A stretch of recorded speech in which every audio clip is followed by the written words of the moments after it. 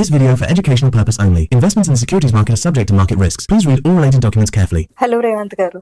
Hello అండి. So ఒకసారి asset allocation గురించి డిస్కస్ చేద్దాము. So okay.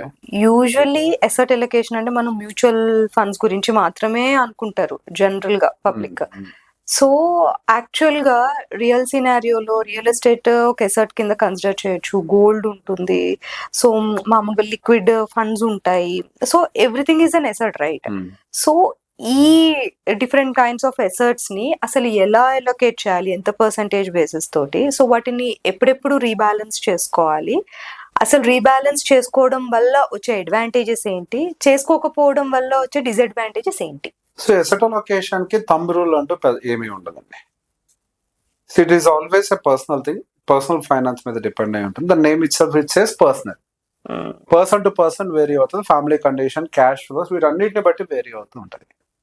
సో నేను డిఫరెంట్ సినారియోస్ చెప్తాను. సో ఎసెట్ అలొకేషన్ అది ఎట్లా మనకి ఆ సినారియో వాళ్ళకి ఎట్లా ఫిట్ అవుతుంది అనేది కూడా చెప్తాను. లెట్స్ టేక్, ఇప్పుడు ఒక వ్యక్తి హీస్ కమింగ్ ఫ్రమ్ స్క్రాచ్, అంటే అట్టడుగు నుంచి ఎదుగుతున్నాడు.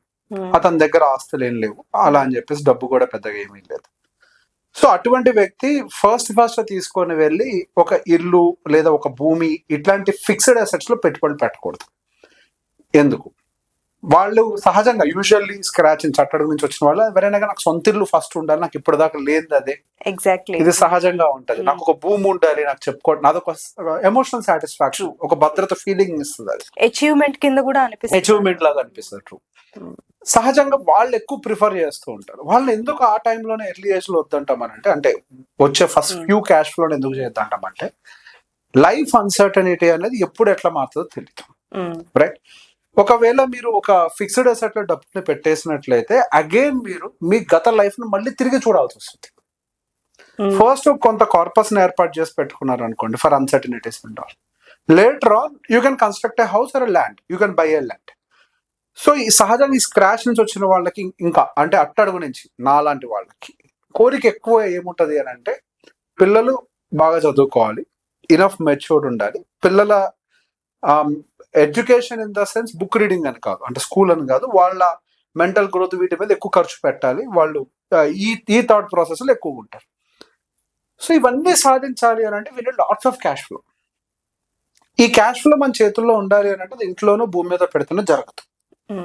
నా దృష్టిలో the biggest wealth that I can create is not a house or land, not even a mutual fund.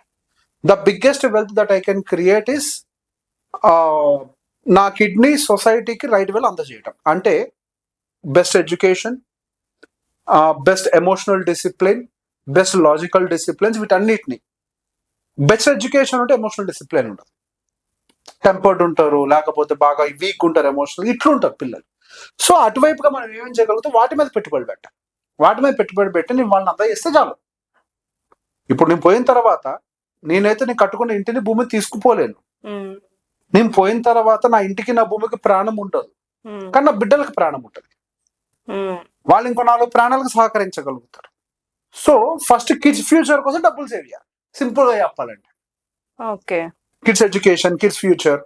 దాని తర్వాత నేను పనిచేయాలి, ఇంట్రెస్ట్ తినడం కోసం డబ్బులు దాచుకోవాలి. వీటన్నిటికీ లిక్విడ్ అసెట్స్. ఫస్ట్ వాళ్ళు బాగుండాలి, నెక్స్ట్ ఇది ఉండాలి. మా నాన్న చిన్నప్పుడు చెప్పిన థియరీ బాగా నమ్ముతాను. తండ్రి కడితే ఒక ఇల్లు కడతాడు, పిల్లలు ప్రయోజకులైతే 10 ఇళ్ళైనా కట్టగలుగుతారు. So first kids education corpus, same time తర్వాత నేను వాళ్ళ మీద భారం కాకుండా నా కోసం ఒక కార్పస్, అట్లా ఆలోచించాలి. ఒక కార్పస్ పెట్టుకున్న తర్వాత ఇవన్నీ పోన్ కూడా ఉంది, ఇంకా డబ్బులు మిగులుతున్నాయి అనుకోండి, ఇంకేం చేస్తారు? భూమి కొంటాము, లేకపోతే ఇల్లు కొనుక్కోండి, ఇంకేమైనా కొనుక్కోండి, ఇట్ డజంట్ మ్యాటర్. ఇంకొక సినారియో తీసుకుందాం. మిడిల్ క్లాస్ ఫ్యామిలీస్, వాళ్ళకి ఆల్రెడీ రావటమే ఎంతో కొంత భూమి ఉంటుంది. సో ఆ భూమి అది అగ్రికల్చరల్ ల్యాండ్ రూపంలో యూజువల్గా ఉంటుంది. మిడిల్ క్లాస్ వాళ్ళకి యూజువల్గా ఉండేది అగ్రికల్చరల్ ల్యాండ్స్. లేదు అని అంటే వాళ్ళ పేరెంట్స్, అంటే మన పేరెంట్స్ ఏజ్ వాళ్ళు కొన్న ప్లాట్స్ యూజువల్గా ఇవే ఉంటాయి. సో ఈ జనరేషన్ మిడిల్ క్లాస్ ఫ్యామిలీస్ ఏం ఆలోచించాలి? Middle class families always suffer with the cash flow. So me real estate ఇక్కడ రీబ్యాలెన్సింగ్ కి గురవ్వాల్సి వస్తుంది. అంటే you have to take a step here. If your agricultural land, అది దానివల్ల డెఫినెట్ గా మీరు సాఫ్ట్వేర్ ఇంజనీర్, అగ్రికల్చరల్ ల్యాండ్ ఎంత తెలియదు, ఏం చేయగలుగుతాం తెలియదు. ఉంటుంది కొంతమందికి, నేను ఊరు వెళ్ళాలి, దున్నుకోవాలి, బతకాలి. 100% ఎస్. నిజంగా మీకు అట్లాంటి కోరుకుంటే, if you're having a 5 acre, sell 3 acre and hold 2 acres. ఎందుకు? నేను ఎట్లాగ వెళ్తా దున్నుతా కదా అని అంటే, ఏమో తెలియదు కదా, నువ్వు దున్నుతావో లేదా దేవుడే నేను దున్నుతాడో తెలియదు. బాధ్యతలు ఉన్నాయి కదా, ఇవన్నీ మనకు తెలియదు కదా. మనం నాగలు పట్టుకుంటాం, నాగలు మన మీదకి ఎక్కుతుందో తెలియదు. కాబట్టి ఒక 2 ఎకరాలు పక్కకు పెట్టుకో, ఒక 3 ఎకరాలను తీసి income generating assets like rental yield, high rental yield వచ్చే అసెట్స్ లో ఇన్వెస్ట్ చేయి. What will happen here? You will create some cash flow despite. అంటే మీరు ఒక ఉద్యోగం ఉన్నా లేకపోయినా అని ఉండవు, సమ్ క్యాష్ ఫ్లో క్రియేట్ అవుతుంది. Rebalancing of a real estate asset అంట. గోల్డ్ ఉందనుకోండి, తరతరాల నుంచి వస్తున్న బంగారం సహజంగా మిడిల్ క్లాస్ లో కొంత ఉంటుంది. తరతరాల నుంచి అమ్మమ్మలు వాళ్ళ దగ్గర నుంచి వచ్చే బంగారం ఉంటాయి. Usually they don't use it. ఈ జనరేషన్ కిడ్స్, ఇక నెక్స్ట్ జనరేషన్ లో అయితే అంత బండవి వాడరు. సో ఈ జనరేషన్ కి ఎలా అవసరమో దాన్ని ఐదర్ రీడిజైన్ ఇట్, వాటిని మార్చండి, బంగారాన్ని మార్చండి. అవసరానికి మించిన గోల్డ్ ఏదైనా ఉంటే దాన్ని డిజిటల్ ఫార్మాట్ లో చేంజ్ చేయండి. Cell the old gold, physical gold, and convert in to physical digital format. Gold కి అసలు వ్యూవర్స్ ఒప్పుకోరు కదా, అది వాళ్ళ problem. Gold is an emotion. అదే చెప్తున్నాను నేను ఇందాక ఏం చెప్పాను, నా మొదటి దాంట్లో నా బిడ్డలు పెంచే విషయంలో ఎమోషనల్ డిసిప్లిన్. ఏంటి గోల్డ్తో emotion? Again I say 100 times, వాడుకోవాలో వాడుకోండి, మెళ్ళ వేసుకుంటారో తిరగండి. నేను వేసుకొని తిరుగుతున్నా, వాడుకుంటున్నాను. It's an element for me. Gold నాకు కూడా చాలా ఇష్టం బంగారం అని అంటే. ఇష్టం ఉన్నది నా ఒంటి మీద ఉండాలిగా, తీసుకుపోయి లోపల బీరువాలో పెట్టేది ఏంటి? ఈ గాట్ ద పాయింట్. ఇష్టానికి మీనింగ్ ఏంటి? అనుభవించాలి. అనుభవించలేకపోతే ఇంకెందుకు అది? యూజ్ ఇట్, కరిగించి మీకు అనుకూలంగా మార్చుకోండి. ఇంకా ఎక్సెస్ ఉంది అని అంటే డిజిటల్ ఫార్మాట్. నేను గోల్డ్ తీసేయమనట్లేదు, change it into digital format. At least మీకు ఈ స్టోరేజ్ కాస్ట్ అన్న మిగులుతుంది, దొంగతనం జరుగుతున్న భయం అన్న తగ్గుతుంది, ప్రొటెక్షన్ పెరుగుతుంది. Whenever you want you can take a loan against it easily within no time. You can sell it immediately ఏదైనా ఎమర్జెన్సీ ఉంటే. సో యూ హ్యావ్ ఆప్షన్స్ కదా. ఫిజికల్ కి అంత కష్టం, అదంతా ప్రాబ్లం అయితే. సో అట్లా అది కూడా రీబ్యాలెన్స్ చేసుకోవాలి. అట్ ద సేమ్ టైం మీకు వచ్చే క్యాష్ ఫ్లోస్ కూడా ఇంప్రూవ్ అవుతుండే కొద్ది మీరు మ్యూచువల్ ఫండ్ అలొకేషన్స్ అవన్నీ చూసుకోవాలి. రీబ్యాలెన్సింగ్ ఆఫ్ హోల్ అసెట్స్ మళ్ళీ లాస్ట్ లో చెప్తా. రిచ్ పీపుల్ ఉన్నారు అనుకోండి, హెచ్ఎన్ఐస్ అని అంటాం యూజువల్. వాళ్ళకి మనం చెప్పనవసరం లేదు, వాళ్ళకి ఆల్రెడీ తెలుసు కాబట్టి హెచ్ఎన్ఐలు అయ్యారు.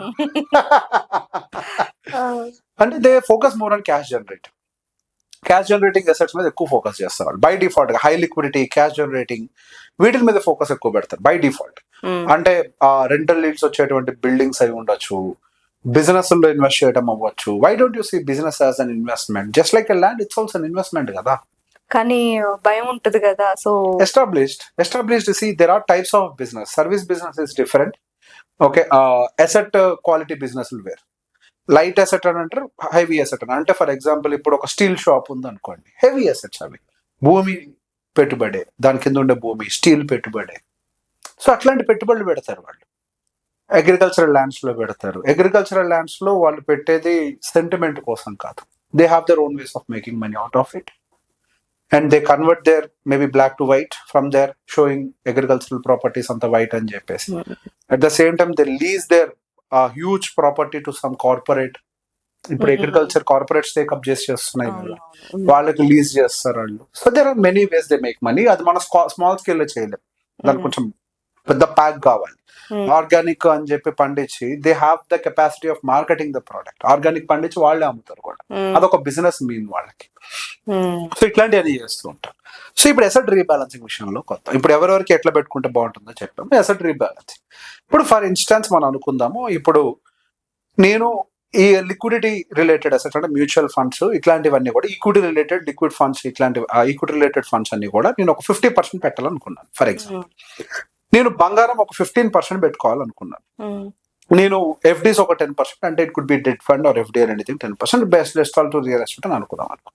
సో వాట్ హ్యాపెన్స్ ఇఫ్ అనుకోకుండా ఒకేసారి అమాంతం మనకి ఇది పెరిగింది అనుకోండి.